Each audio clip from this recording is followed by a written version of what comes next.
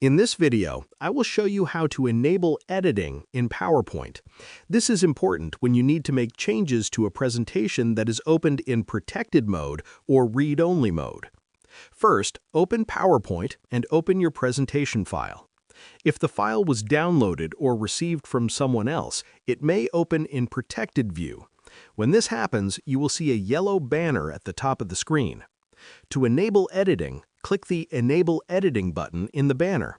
This will remove protected view and allow you to edit the slides. If the file is in read-only mode, you will need to save a copy or change the file's properties. This usually happens when the presentation is locked to prevent changes. To remove editing restrictions, go to the File menu at the top left.